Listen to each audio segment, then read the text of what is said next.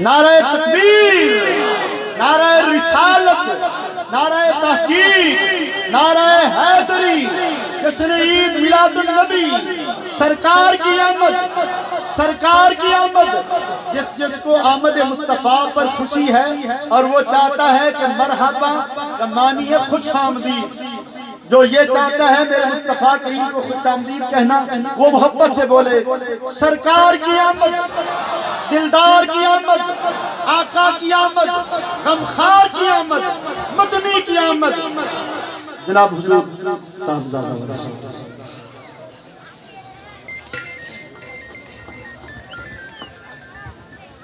نحمد اللہ تعالی ونسلم علی رسولہ المجتبی وعلی آلہ وصحبہ وبارک وسلم دائما ابدا، اما بعد، اعوذ باللہ من الشیطان الرجیم، بسم اللہ الرحمن الرحیم، ان اللہ وملائکتہ یصلون علی النبی یا ایہا الذین آمنوا صلوا علیہ وسلموا تسلیما، اللہم صل وسلم وبارک علی سیدنا و مولانا و نبینا محمد النبی الأمی الکریم وعلی آلہ و اصحابہ اجمعین، الصلاة والسلام علیکہ یا سیدی یا رسول اللہ وعلی آلہ و اصحابہ یا سیدی یا حبیب اللہ۔ نہایت محبت، ذوق شوق، الفت، عقیدت اور احترام کے تقاضوں کو ملحوظ خاطر رکھتے ہوئے نہایت مؤدبانہ انداز میں بارگاہ بے کسبانہ میں پیش کیجئے، عرض کیجئے الصلاة والسلام علیکہ یا سیدی یا رسول اللہ وعلی آلہ و اصحابہ یا سیدی یا حبیب اللہ، الصلاة والسلام علیکہ یا سیدی یا رحمت للعالمین وعلی آلہ و اصحابہ یا سیدی یا سیدی یا خاتم النبیین۔ نہایت معزز محترم، بہت ہی زیادہ عزت احترام کے لائق حضور قبلہ شاہ صاحب اور حضور قبلہ پروفیسر صاحب، سبحان اللہ، جناب محترم قاری صاحب نقیب محفل، احباب گرامی قدر، الحمدللہ تعالی ثم الحمدللہ تعالی ثم الحمدللہ تعالی، یہ عبد ناچیز اپنے کریم پروردگار کے حضور سراپا سپاس ہے کہ اس الہی حقیقی نے محض اور محض اپنی شان کریمی کے تصدق مجھ عبد ناچیز کو اور اب سب احباب کو اپنے محبوب مکرم کا امتی بنایا، ہدایت کی دولت عطا فرمائی۔ خود ارشاد فرماتا ہے واللہ یہدی من یشاء الی صراط مستقیم، اور اللہ تعالی ہدایت کی دولت اسے عطا فرماتا ہے جس کو وہ چاہتا ہے۔ سادہ سے لفظوں میں سمجھیے کہ دنیا کی دولت، دنیا کا مال رب کائنات کسی کو بھی عطا فرما دیتا ہے، اچھے کو بھی، برے کو بھی، اعلیٰ کو بھی، ادنا کو بھی، گورے کو بھی، کالے کو بھی، کافر کو بھی، ایمان والے کو بھی، مگر اس کی عزت کی قسم ایمان کی دولت صرف اسی عطا فرماتا ہے جس کو وہ چاہتا ہے، جس کو وہ واللہ یہدی، اور اللہ ہدایت دیتا ہے کسے؟ میں یشاء، جس کو وہ چاہتا ہے۔ سبحان اللہ تعالی، میرے کریم تیرا کتنا کرم ہے، کتنا کرم ہے۔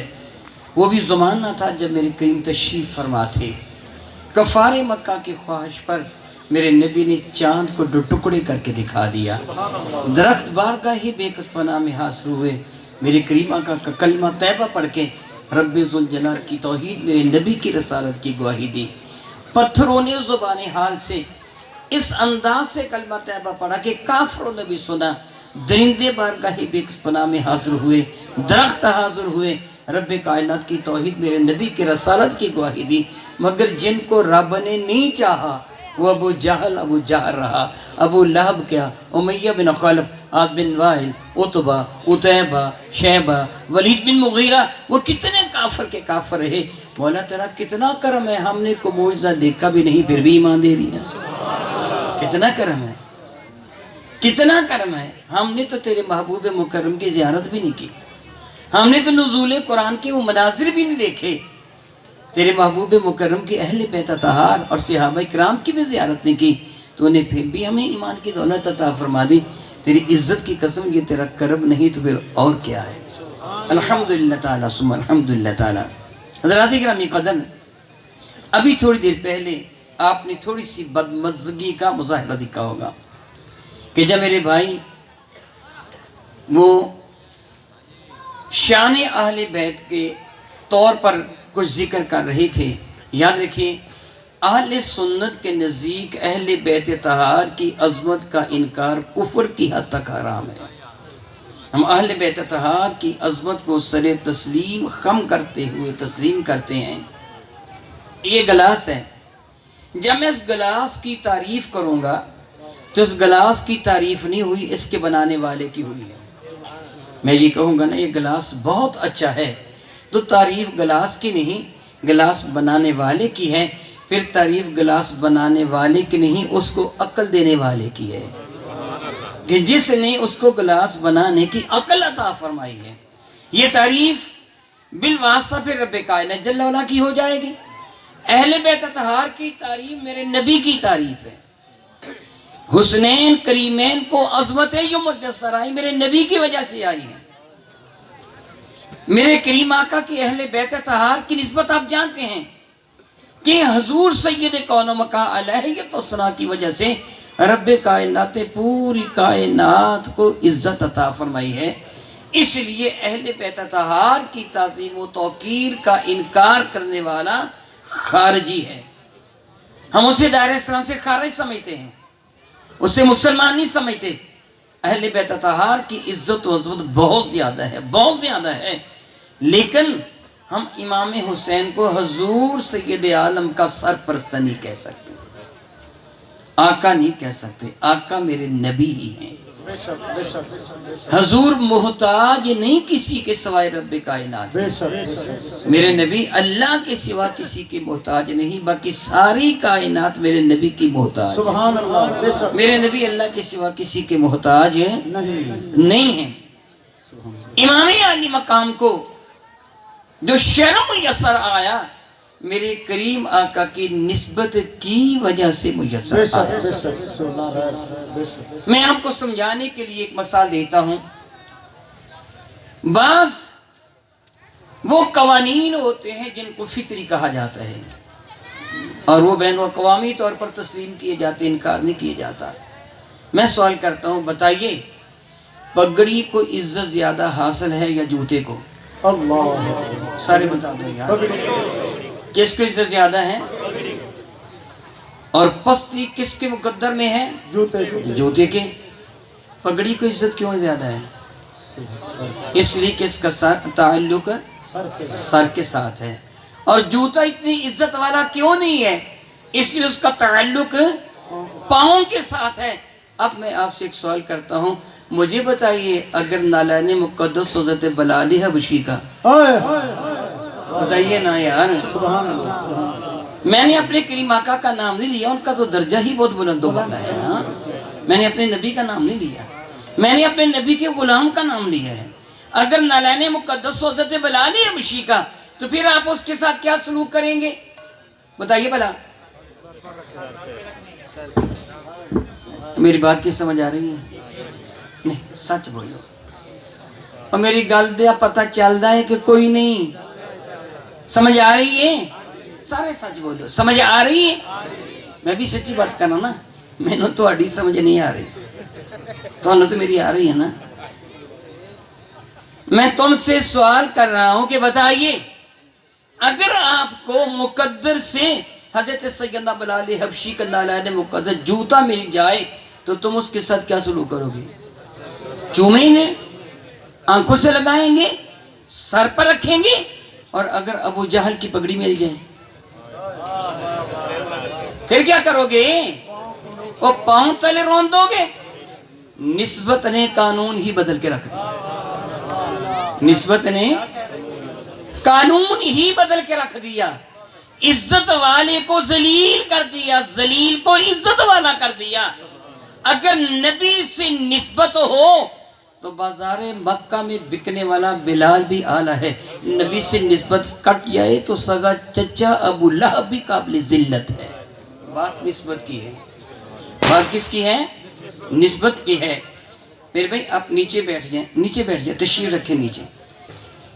بات نسبت کی ہے، اس کو اٹھا لو، اس کو بھی نیچے یار رکھ لو۔ میری بات اور کے ساتھ سنو، جو میں بات تمہیں سمجھانا چاہتا ہوں بات سمجھنے کی ہے۔ ربی ذوالجلال سے نسبت کا تذکرہ فرمایا،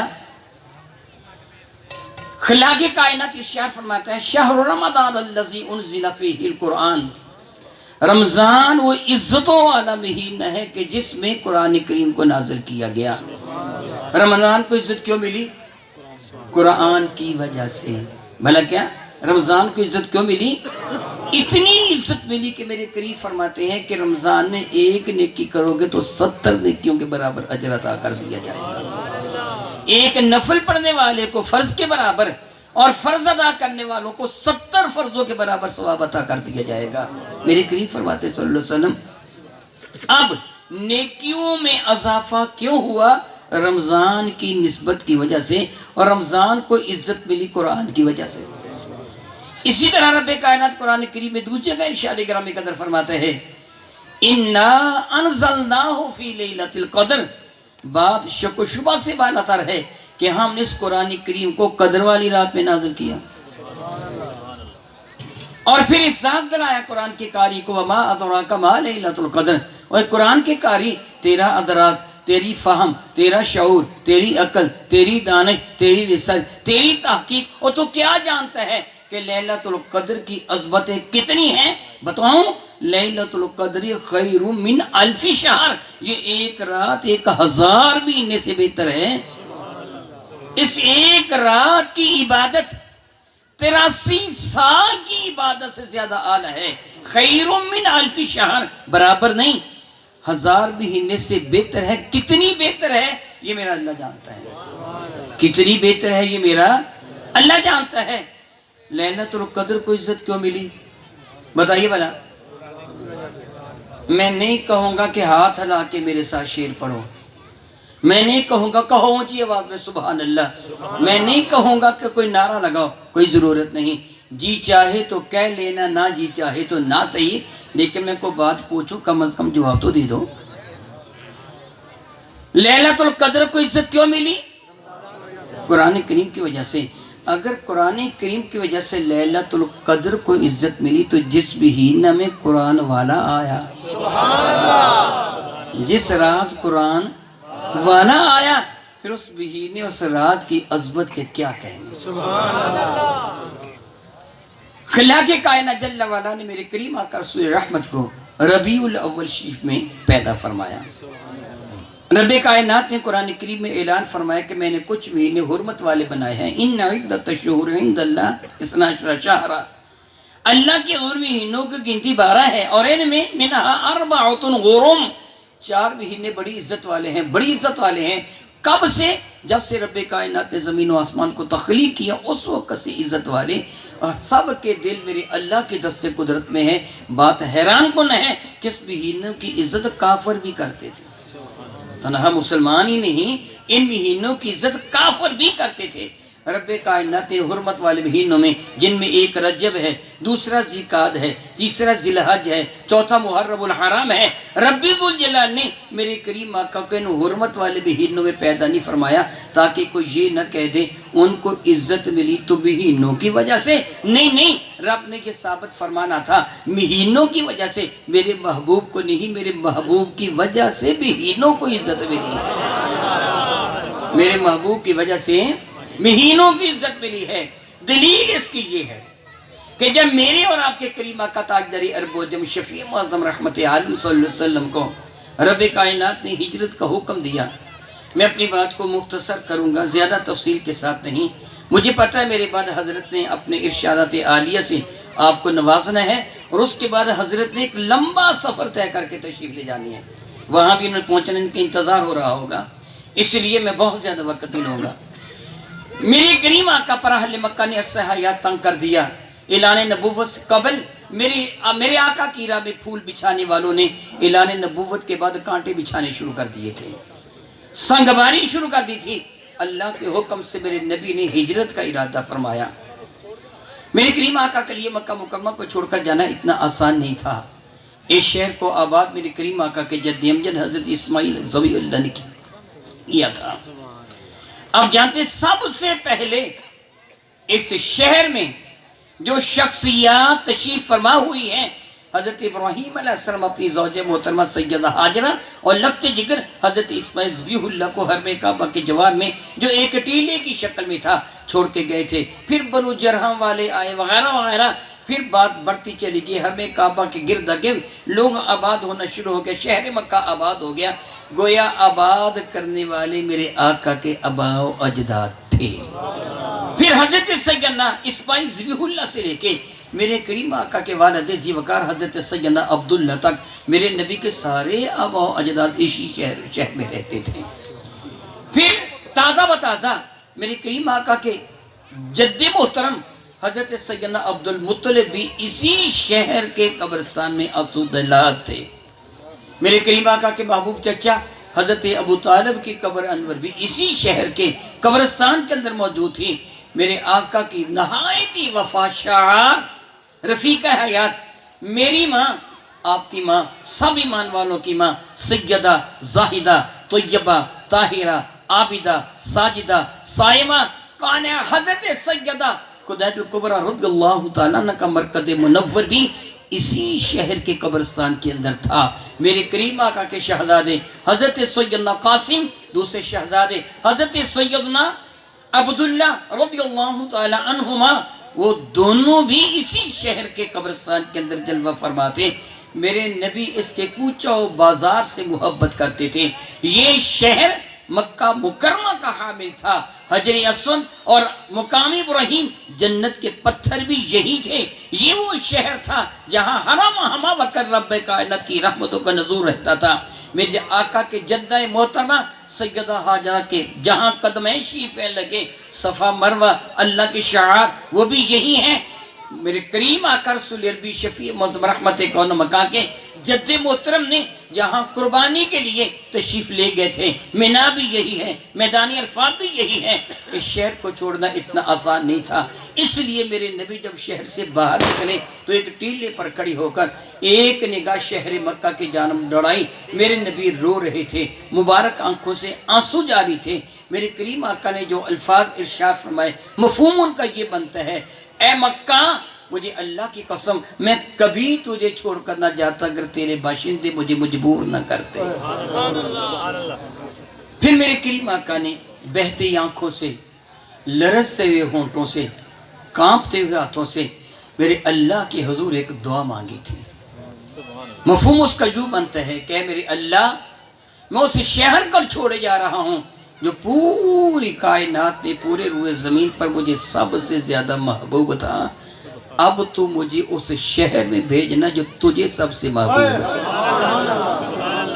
میں چھوڑ کر اس شہر کو جا رہا ہوں جو مجھے محبوب تھا، اور بھیجنا کہاں جو تجھے محبوب۔ پھر میں آپ سے سوال کرتا ہوں کہ اللہ نے میرے نبی کو کس شہر میں بھیجا؟ مدینہ منورہ۔ جی نہیں، یثرب میں بھیجا ہے۔ اللہ، بلاؤں کا مرکز جو تھا، پریشانیوں کا گھر، مصیبتوں کی آماج گاہ، بیماریاں ہی بیماریاں، جس بستی کے گرد گرد آتش فشاں پہاڑ تھے جو آگ اگلتے رہتے، اور جب آتش فشاں پہاڑ پھٹتا تو گرم گرم لاوا کتنے کتنے فاصلے پر بہتا ہوا چلا جاتا، راستے میں آنے والی ہر شے کو خسو خاشاک کی طرح بہا کے لے جاتا، جلا کر بھسم کر دیتا، گندک کی بدبو پورے علاقہ میں پھیل جاتی، کئی دن تک گرم گرم راکھ کی بارش یثرب پر ہوتی رہتی، اس کے کوچوں گلیوں بازار میں بدبو ہی بدبو پھیلی رہتی، لوگوں شہر میں جانے سے گریزاں تھے۔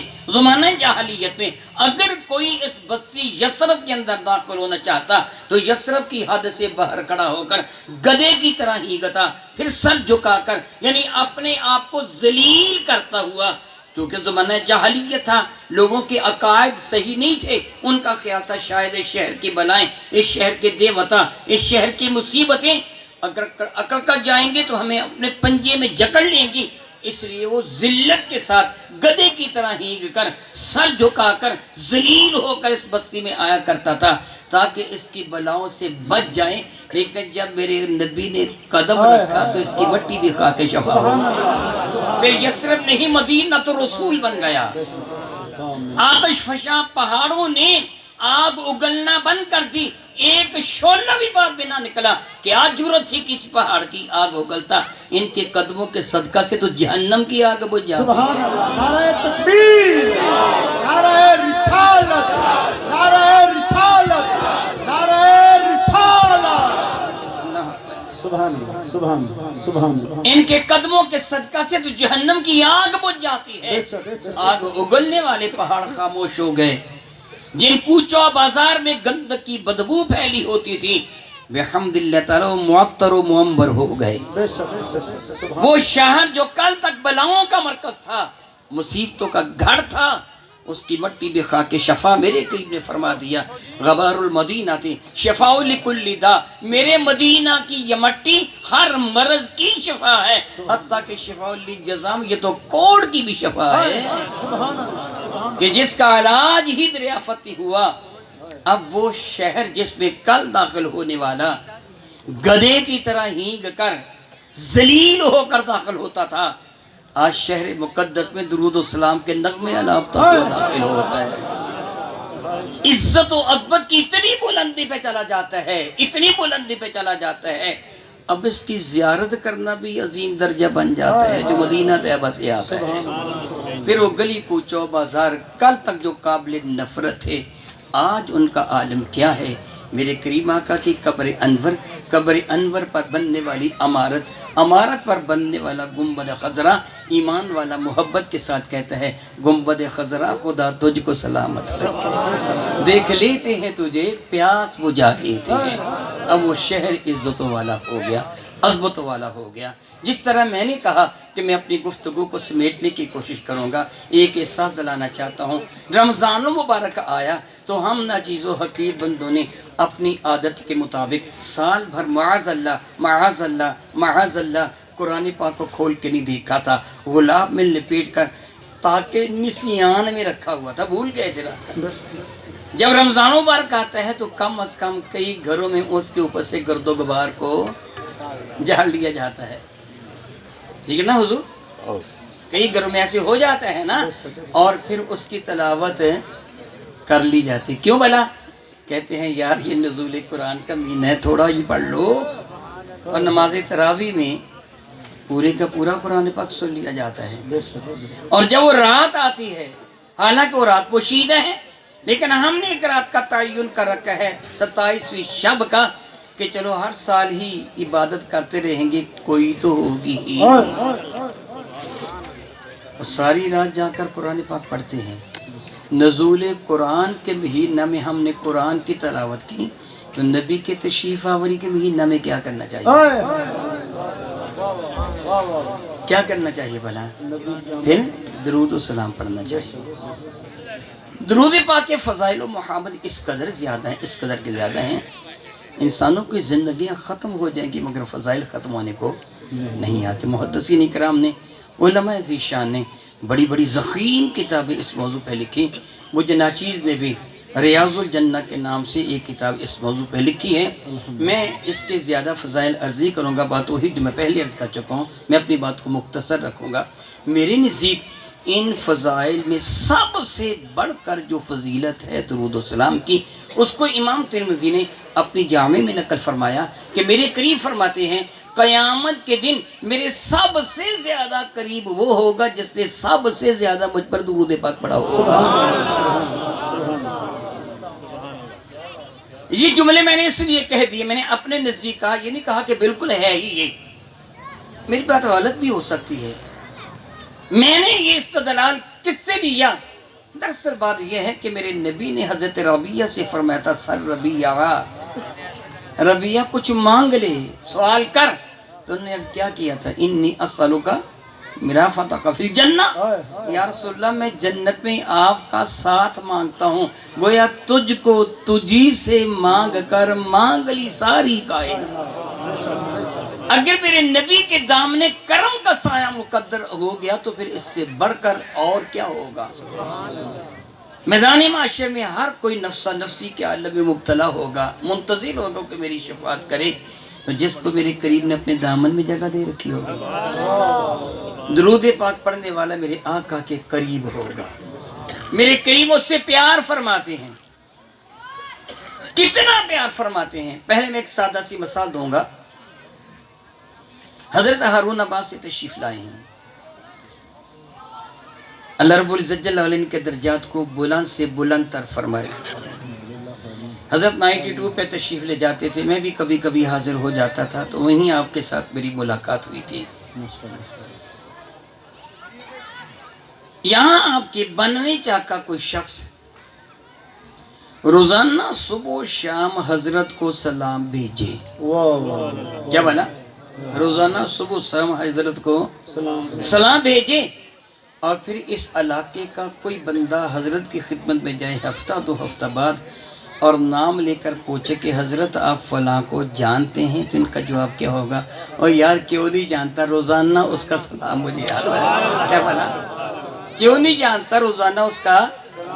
اور جب صبح شام تیرا سلام بارگاہ مصطفیٰ میں پہنچا ہوگا، مجھ کو میرے اللہ کی عزت کی قسم، میں بے وفا ہو سکتا ہوں، کوئی اور بے وفا ہو سکتا ہے، میرے نبی سے بڑھ کر وفا کرنے والا اللہ نے کوئی پیدا کیا ہی نہیں۔ بڑی وفا فرمانے والے ہیں۔ اختصار سے کام لیتا ہوں، ایک واقعہ عرض کر کے میں اپنی گفتگو کو سمیٹوں گا۔ حضرت علامہ یوسف بن اسماعیل النبہانی رحمت اللہ تعالی علیہ بڑے نام پر مصنف ہیں، اور بڑے پائے کے علامہ شخصیت ہے، حجت اللہ العالمین فی معجزات سید المرسلین، آپ کی تعریف ہے۔ اور آپ نے بھی درود السلام کے موضوع پر ایک کتاب لکھی، سعادت الدارین۔ اس کتاب میں ایک واقعہ ارشاد فرماتے ہیں کہ ایک دن کا ذکر ہے، حضرت ابو محمد جزری رحمت اللہ تعالی علیہ، جو اپنے وقت کے ایک عالم نبیل تھے، محدث زمانہ تھے، فقیہ الاثر تھے، بہترین مفسر تھے۔ ان کا مدرسہ تھا جس میں طلباء کو تعلیم دین متین کے زیور سے آراستہ فرماتے تھے۔ ایک دن کا ذکر ہے کہ احباب کی محفل میں بیٹھے فرمانے لگے، وہ شہباز ہاتھوں سے نکل گیا، افسوس کہ آج تک وہ مجھے ڈھونڈنے سے نہیں ملا۔ احباب نے کیا، حضور کون سا شہباز؟ ایک عالم دین کا کیا تعلق ہے شکاری پرندوں سے؟ جس طرح جنگل کے درندوں کا بادشاہ شیر کہلواتا ہے، پرندوں کا بادشاہ شاہین کہلواتا ہے۔ ایک عالم دین، یہ تو ان کے شایان شان ہی نہیں ہے، یہ شکار کھیلیں گے باز کے ساتھ۔ اس لیے حیران ہو کر انہوں نے پوچھا، حضور آپ تو عالم دین ہیں، فقیہ ہیں، مدرس ہیں، قرآن و حدیث کا درس دیتے ہیں، تدریس فرماتے ہیں، آپ باز؟ ایک آہ بھر کے فرمانے لگے، کچھ 40 سال کے قریب کا عرصہ بیت چکا ہے، نماز عصر کا وقت تھا اور میں اپنے گھر میں تھا، حجرہ میں تھا، اذان عصر ہوئی، میں گھر سے باہر نماز کے لیے نکلا، جماعت کروائی، لوگوں نے میری ابتدا میں نماز ادا کی، میرے طلباء نے بھی اور میرے شہر کے دیگر افراد نے بھی جو مسجد میں آئے۔ نماز ادا کرنے کے بعد میں اٹھا، اپنے حجرے کی جانب بڑھا، طلباء اپنے اپنے قبر میں چلے گئے، لوگ اپنے اپنے کاروبار زندگی میں مشغول و مصروف ہو گئے، مگر میں نے دیکھا چٹائی پر ایک شخص بیٹھا ہے، سر جھکایا ہوا ہے، رنگ اس کا زرد ہے بڑا خوبصورت، سر پر عمامہ زیب تن کا رکھا ہے، سیاہ داڑھی ہے، سادہ سا لباس ہے، سر جھکائے بیٹھا کچھ پڑھ رہا ہے۔ میں نے خیال کیا بعض لوگ ایسے ہوتے، یہ مسافر معلوم ہو رہا تھا، میرے شہر کا باشندہ نہیں تھا، کون ہے کہاں سے آیا میں نہیں جانتا تھا، میں نے خیال کیا کہ مسافر ہے، تھوڑی دیر یہ اپنی تسبیح و تحلیل وہ مکمل کرے گا، اس کے بعد اٹھ کے چلا جائے گا۔ میں اپنے گھر میں چلا گیا، یہاں تک کہ نماز مغرب کا وقت ہو گیا، اذان مغرب ہوئی، میں گھر سے باہر نکلا تو وہیں بیٹا کچھ پڑھ رہا تھا۔ گویا عصر سے پہلے شاید وہ آیا تھا، میں نے اس کو بوقت عصر دیکھا تھا، اب مغرب تک وہیں بیٹھا کچھ پڑھ رہا تھا۔ اذان مغرب ہوئی، میں نے جماعت کروائی، لوگ اپنے اپنے کاروبار زندگی میں پھر سے مشغول ہو گئے، چلے گئے، طلباء بھی اٹھے دائیں بائیں ہو گئے، میں اٹھا، اب میں نے خیال کیا یہ تنہا بیٹھا ہے، آج میرے مدرسہ میں لنگر نہیں پکنا تھا، بچوں کے لیے کھانا نہیں پکنا تھا، سبب اس کا یہ تھا کہ حاکم وقت نے مجھے کہا تھا آپ نے ہمارے ہاں تشریف لانی ہے، میں نے ایک محفل برکہ کا انعقاد کیا ہے، آپ نے سارے طلباء نے آج کھانا میرے ہاں کھانا ہے، میں نے عمائدین شہر کو بھی طلب کر رکھا ہے، بہت سارے دوسرے لوگ بھی آئیں گے، شاندار محفل برکہ ہوگی اور آپ کا خطاب ذیشان ہوگا، آپ نے تشریف لانا ہے۔ کیونکہ اس نے مجھ سے وقت لیا تھا، طلباء نے بھی وہاں جانا تھا، کھانا وہیں کھانا تھا، میرے مدرسہ میں لنگر نہیں پکنا تھا، کھانا نہیں پکنا تھا، اس لیے میں نے خیال کیا یہ بیچارہ مسافر ہے، بھوکا پیاسا یہی بیٹھا رہے گا، رات بھر اسی کو کھانا نہیں ملے گا، کیوں نہ ہو میں اسے بھی اپنے ساتھ ہی لے چلتا ہوں۔ فرماتے ابو محمد میں اس کے پہلو میں آ بیٹھا، میں نے اسے سلام کہا، اس کی آنکھیں بند تھی، سر جھکا ہوا تھا، میرے سلام پر اس نے سر اٹھایا، وعلیکم السلام کہتے میری جانب تو دیکھا، تو میں نے اسے کہا کہ نوجوان آج تیرے مدرسہ میں کھانا نہیں پکے گا، طلباء کی دعوت ہے حاکم وقت کے ہاں، میں نے بھی وہیں جانا ہے، طلباء نے وہیں جانا ہے، کھانا نہیں پکے گا، لنگر نہیں پکے گا، میرا خیال ہے تم بھی ہمارے ساتھ چلو اور وہاں جا کر کھانا کھا لینا، کھانا کھانے کے بعد پھر واپس آ جانا۔ تو اس نے گھور کر میری طرف دیکھ کر غصے کے ساتھ بولا میں درود و سلام بارگاہ مصطفیٰ پہ پیش کر رہا ہوں، میرے پاس فضول وقت نہیں بادشاہوں کے پاس جانے کا، میرے پاس فضول وقت نہیں ہے بادشاہوں کے پاس جانے کا، جا تو چلا جا، تیرے طلباء چلے جائیں، چھوڑ دے مجھے، میں یہی بیٹھا ہوں۔ ابو محمد فرماتے ہیں میں نے اس کی شان بے نیازی کو دیکھا تو تھوڑی دیر تک میں بیٹھا رہا، پھر میں نے خیال کیا یہ بیچارہ اسی طرح بیٹھا رہے گا، میں نے دوبارہ پھر اسے کہا بھائی دراصل میرا مقصد یہ ہے کہ تجھے رات بھر کھانا پھر نہیں ملے گا، میرے ساتھ آؤ کھانا کھا کے آ جانا۔ وہ کہنے لگا اتنا ہی میرا خیال ہے تو ایک روٹی اور تھوڑا سا حلوہ میرے لیے لیتے آنا، میں نہیں جاؤں گا۔ میں نے بات کو سنی کر دیا، اب کون اس کے لیے روٹی لے کے آئے گا، حلوہ لے کے آئے گا، آج میں دین تھی نا کہ یہ تو میرے شایان شان ہی نہیں ہے، میری عزت کے خلاف ہمیں ایک روٹی اٹھائی ہوئی ہو اس میں حلوہ لگایا ہو لے کے آؤں لوگوں کے سامنے، میں نہیں لے کے آؤں گا۔ طلباء کو لے کے گیا، ابو محمد فرماتے ہیں میں طلباء کے ساتھ حاکم وقت کے ہاں حاضر ہوا، چلا گیا، نماز مغرب کے بعد کھانا تھا، بہت ہی اعلیٰ قسم کا کھانا تھا، کئی قسم کی ڈشیں تھی، بڑا لذیذ، کئی اقسام کے کھانے چنے ہوئے تھے، میں نے پیٹ بھر کے کھانا کھایا، طلباء نے کھانا کھایا، عمائدین شہر نے، عوام الناس نے کھانا کھایا، یہاں تک کہ نماز عشاء کا وقت ہو گیا، اذاں ہوئی، میں نے نماز پڑھائی، لوگوں نے میری اقتداء میں نماز ادا کی، اس کے بعد محفل برکہ کا آغاز ہو گیا، تلاوت ہوئی، نعت خوانی ہوئی، میں نے گفتگو کی، بڑی رات بیت گئی، کتنی رات بیت گئی، اس زمانہ میں گھڑیاں تھی نہیں کہ کہا جاتا 11 بج گئے، 12 بج گئے، 1 یا 2 بج گیا، فرماتے کہ بہت رات بیت گئی، پھر وہاں سے ہمیں اجازت ملی، میں طلباء کو لے کے واپس آیا، مسجد میں داخل ہوا تو جوان وہیں بیٹھا پڑھ رہا تھا، اب مجھے احساس ہوا کہ یار میں نے غلطی کی ہے، کسی طالب علم کو کہہ دیتا ایک روٹی لے لے اور تھوڑا سا حلوہ یا کچھ چیزیں لے لے، اس کو لا کے دے دیتا، میں نے غلطی کی، خیر اب کیا ہو سکتا تھا، وقت تو بیت چکا تھا، میرے گھر میں بھی کھانا نہیں ہوگا، اگر بچوں نے پکایا ہوگا تو کھا لیا ہوگا۔ فرماتے میں نے اپنا مصلی اٹھایا، مسجد کے کونے میں مصلی ڈالا اور وہاں بیٹھ گیا، معمول کے مطابق روزانہ میرا یہی معمول تھا کہ نماز عشاء پڑھنے کے بعد اپنے گھر جاتا، جب تک اللہ تعالیٰ چاہتا میں اپنے گھر رہتا، پھر میں مسجد میں آ جاتا، مصلی بچھاتا، عبادت الہیہ میں مشغول و مصروف ہو جاتا، میں ان کتب کا مطالعہ کرتا جنہیں کل کو پڑھانا ہوتا، اسی دوران جب مجھے نیند آ جاتی میں وہیں مصلی پر اعتکاف کے نیت سے دراز ہو جاتا، صبح تہجد کے وقت پھر اٹھ جاتا، آج معمول کے مطابق کونے میں میں نے اپنا مصلی بچھایا، بیٹھ کر تسبیح و تحلیل کرنے لگا، جب نیند نے اپنی آغوش میں مجھے لے لیا، آنکھیں بند ہوئی، میں مصلی پر لیٹا، مگر بات یہ کہ ادھر میری آنکھیں بند ہوئی، ادھر مقدر کا ستارہ جاگ اٹھا،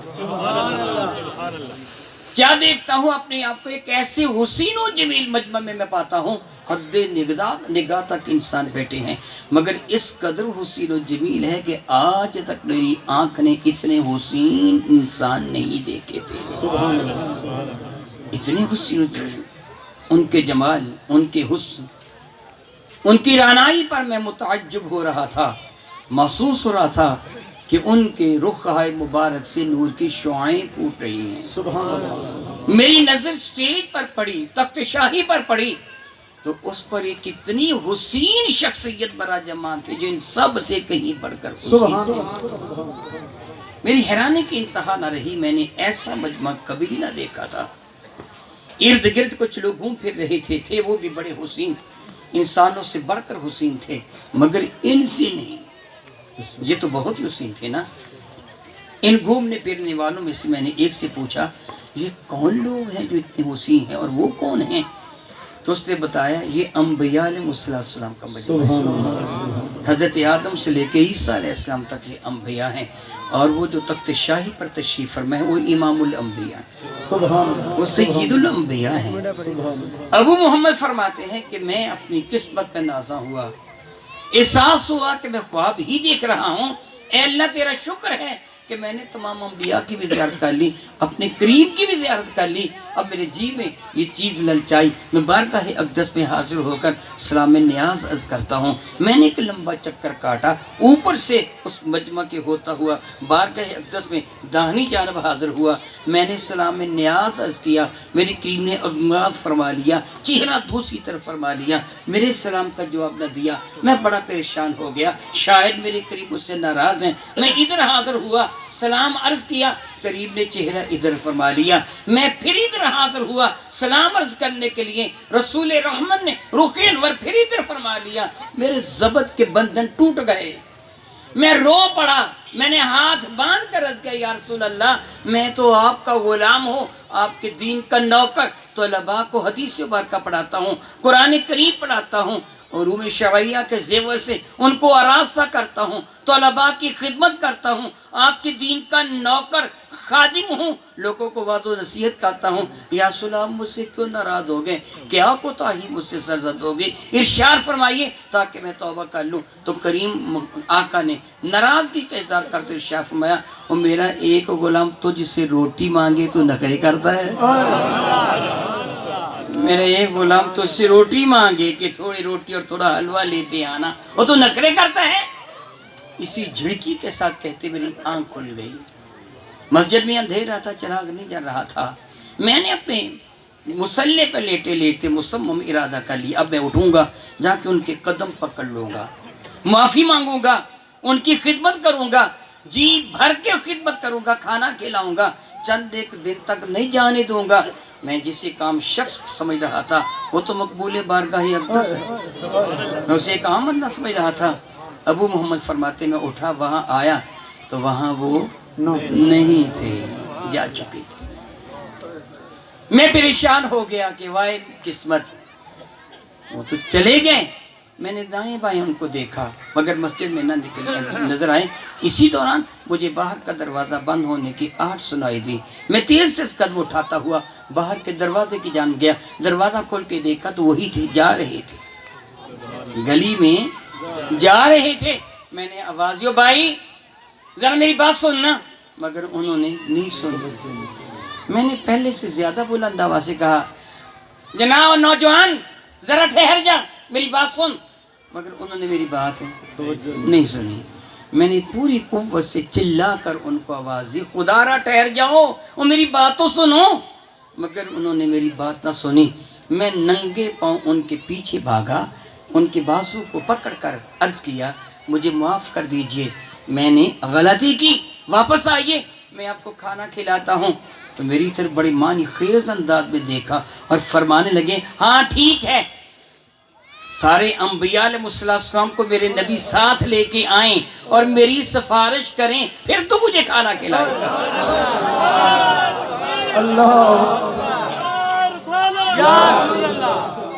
سارے انبیاء تشریف لائیں، میرے قریب میری سفارش کریں، پھر تو مجھے کھانا کھلائے گا۔ مجھے تیری ایسی مہنگی روٹی کی کوئی ضرورت نہیں، جا چلا جا، میں نہیں کھانا کھاؤں گا۔ فرماتے اس کی آواز میں وہ روح و دبدبا تھا، میں ساکی تو جامد وہیں کا وہیں کھڑا رہ گیا، نہ قدم آگے اٹھتے تھے نہ پیچھے، وہ تیز تیز قدموں سے چلتے ہوئے میری نگاہوں سے اوجھل ہو گئے۔ وہ دن جائے آج کا آئے، میں ان کو تلاش کر رہا ہوں مگر وہ نہیں ملے۔ یہ وہ شہباز ہے جو میرے ہاتھوں سے نکل گیا۔ میں نے یہ واقعہ آپ کو کیوں سنایا بتائیے بنا؟ اس لیے کہ آپ کو لطف آ جائے، اس لیے کہ آپ کو مزہ آ جائے، اس لیے کہ آپ بتائیے درود پاک پڑھنے والے سے میرے آقا کیا کرتے ہیں؟ محبت۔ کیا کرتے ہیں میرے آقا؟ درود پاک پڑھنے والے سے میرے نبی اتنی محبت فرماتے ہیں کہ اس کی خاطر عالم دین کو ڈانٹ دیا، اتنی محبت فرماتے ہیں۔ اب مجھے میرے سوال کا جواب دیجیے اور غور سے دیجیے، سمجھ کے دیجیے کہ آپ چاہتے ہیں میرے نبی تم سے محبت فرمائیں؟ یار سارے بتا دو نا، چاہتے ہیں؟ پھر اس کا طریقہ کیا ہے؟ میں عموماً کہا کرتا ہوں کہ اپنے گھروں میں مقابلہ کرو، اپنی بیوی بچوں کو بٹھاؤ اور کہو دیکھتے ہیں سب سے زیادہ کون پڑھتا ہے۔ تم بھی پڑھو میں بھی پڑھتا ہوں، دیکھتے سب سے زیادہ کون پڑھتا ہے۔ یاد رکھیے جو سب سے زیادہ درود پاک پڑھے گا میرے کریم کے سب سے زیادہ قریب ہوگا، میرے نبی اس سے پیار فرمائیں گے۔ میرے نبی کے ایک ارشاد گرامی قدر ہے، من صلی علیہ مرہ صلی اللہ علیہ عشر مرہ، جو ایک مرتبہ درود پاک پڑھے گا اللہ اس پہ 10 مرتبہ رحمت نازل فرمائے گا۔ اور امام احمد مسند میں نقل فرماتے ہیں صلی اللہ علیہ 70 مرہ، رب کائنات اس نے ایک وقت پر 70 مرتبہ رحمت نازل فرمائے گا۔ اگر آپ چاہتے ہیں کہ آپ کے گھروں پر رحمتوں کا نزول ہو، اگر آپ چاہتے ہیں کہ اللہ تعالیٰ کے محبوب آپ سے محبت فرمائیں، اگر آپ چاہتے ہیں کہ قیامت کے دن دامن مصطفیٰ کا سایہ مقدر ہو، تو رزق حلال کھائیں، نماز پڑھیں اور کثرت کے ساتھ ہدیہ درود و سلام بارگاہ مصطفیٰ میں پیش کریں۔ میں انہی کلمات کے ساتھ اپنی گفتگو کو حسن اختتام سنوں یہ کرتا ہوں، اللہ تعالیٰ کی حضور دعا کرتا ہوں مولا تعالیٰ جب تک تو ہمیں زندہ رکھ، میرے نبی کی محبت میں زندہ رکھنا، ہمیں آخری ہچکی آئے تو ان کے پیار میں آئے، قیامت کے دن اٹھیں تو تیری رحمت کا، میرے نبی کے دامن کرم کا سایہ ہمارا مقدر بنے۔ آمین ثم آمین وآخر دعوانا الحمدللہ رب العالمین۔ نعرہ تکبیر، اللہ اکبر۔